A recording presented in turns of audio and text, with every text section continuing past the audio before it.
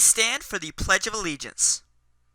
I pledge allegiance to the flag of the United States of America and to the republic for which it stands, one nation, under God, indivisible, with liberty and justice for all.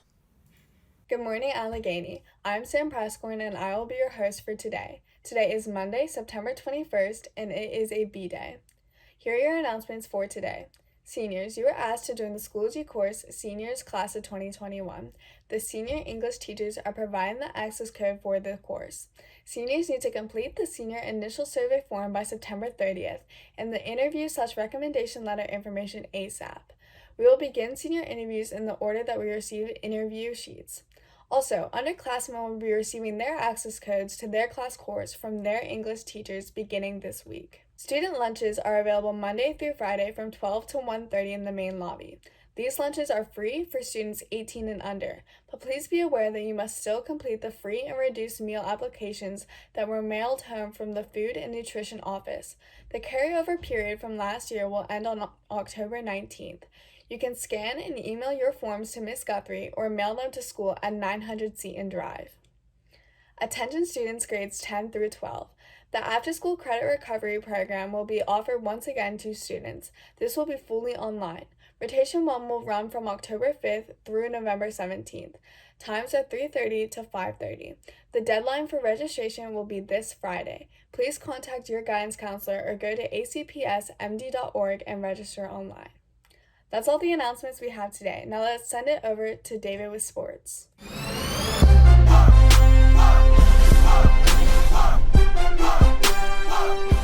Good morning, Allegheny, and welcome back to sports.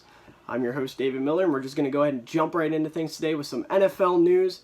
I'm recording this currently between the first and second set of games on Sunday, so I'm only going to be talking about the first set of games and then my predictions for the games tonight and tomorrow night. If you're a fan of one of the teams that's playing in the second half of games, I'm sorry, we had some scheduling conflicts, so I unfortunately had to get this out earlier than I would have liked to. The Cowboys came back down 20-0 at one point to the Atlanta Falcons. No surprise, obviously, the infamous 28-3 team blows another lead to another team that America hates, because everyone knows when the Cowboys win, America loses. Now, this game was actually pretty interesting. The Falcons played really well for a long period of the game, and they played not so well.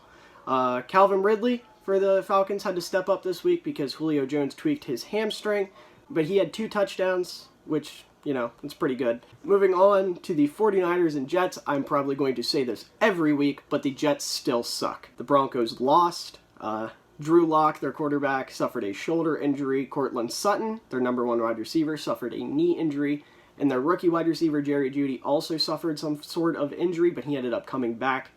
Jeff Driscoll, who stepped in for Drew Lock, he actually played fairly well. He almost brought the Broncos back, but Pittsburgh just proved to be too much, sadly. And vintage Big Ben absolutely pulled off a performance that I, honest to God, did not think he still had left in the tank. So props to him. The Packers had a big comeback win over the Lions, who, if you remember from last week, blew a lead to my Bears. They scored 28 unanswered points, but the Lions had an early 14-0 lead. The Packers ended up coming back and taking over. Devontae Adams from the Packers suffered a hamstring injury in that game as well. And moving on to the Bears and Giants game, Tariq Cohen for the Bears signed an extension recently, which is big news because the Bears are currently fighting with their number 1 wide receiver, Allen Robinson, over his extension. And that seemed to have impacted Robinson mentally this game because he was not himself. He had 2 really costly plays that wound up in interceptions. Predictions for this week. We have Sunday Night Football, Monday Night Football. Sunday Night Football, we have the Patriots and the Seahawks. I'm going to take the Seahawks. Russell Wilson is Russell Wilson. He's the best quarterback in the NFL after Patrick Mahomes. He had a phenomenal game last week. I think he's going to do the same this week. Monday Night Football, this one's an easy pick for me as well. The Saints and the Raiders. I'm taking the Saints. The Saints are just a way better football team. In some lighter news in the NFL, the Bears actually had a really fun play where on 4th and 1 we decided to throw the ball for some reason, and it got tipped up, and our right tackle Bobby Massey caught the ball, and everyone knows when a big guy catches the ball in football, it's fun. And finally, in some more uplifting news, and Allegheny sports news, we have a clip here from Eric Kirshner, who recorded the baseball field that's currently under construction. I haven't gotten to see it myself, but I've been told it looks really nice, and I'm really excited to see the finished product. But that's all I got for now. Back to whoever's hosting. Thanks, David. Now let's send it over to Eric with weather.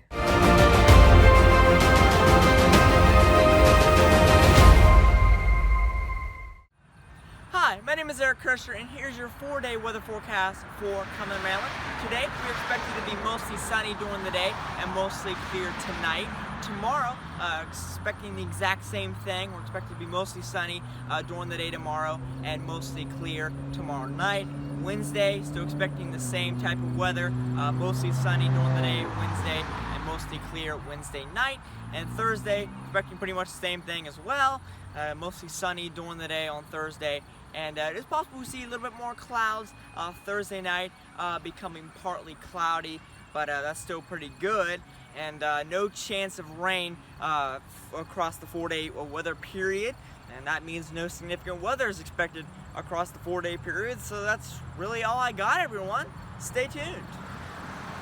Thanks, Eric. Up next, Bailey has prepared some information about the latest COVID updates. Hi, I'm Bailey Hayslip, and I'm the host of this new AML segment called COVID Updates, which is kind of self-explanatory with the name.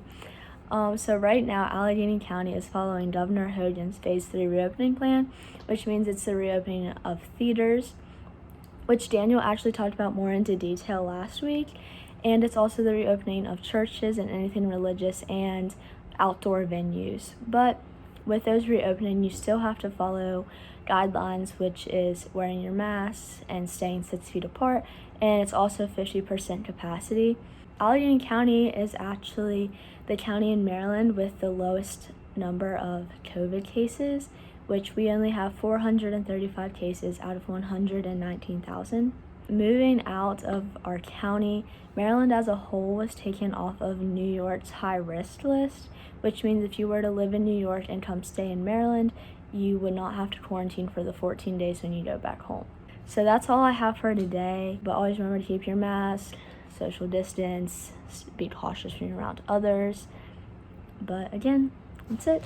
See you next time. That's all we have time for today. We will be back on Thursday with more Allegheny Morning Live. Adios.